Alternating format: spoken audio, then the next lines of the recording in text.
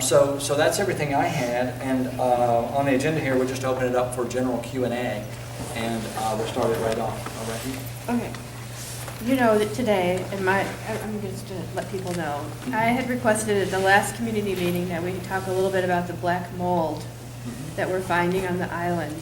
And we talked, and you said that you would come and take out my bathtub wall and put in a new wall. And I got to thinking about that and talking to people, and I was told by authorities that you're not supposed to release the spores if there is black mold, blah, blah, blah. So anyway, they pulled out the wall of my bathtub in my second floor bathroom today, and I got pictures of lots of black mold.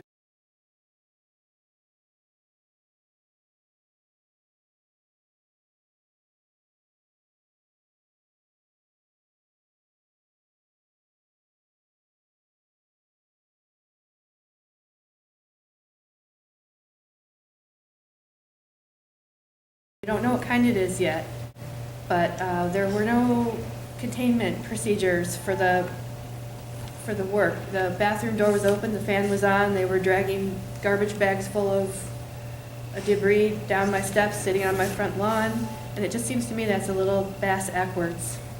That I should have been removed from the premises. We should have tested for the mold before we pulled the wall out. We still don't know what it is, but I feel really unhappy that it was done that way. And I know we had a big talk, and I know it's a big, there's a lot of hysteria and what have you about the radiation on the island, but I just don't feel good about it. And you and I met today. Yes, and we met and we talked, and I just wish that we had tested for the mold first and then torn the walls out, because if it is the really bad kind, I have been exposed, and my roommates have, and this little dog, and who knows how many other people. And we talked specifically today about doing some testing after the repairs complete. And we're going to do that, but ask backwards, pardon my French, to test after the exposure that I've already been exposed. So, and I have pictures if anyone wants to see them. I brought them, they're on my cell phone. Well, and there certainly was damage into that bathroom and area, and we're seeing some of that. Said it was down in the wall, and he said you don't want to take the stuff that he sees down in the kitchen, right.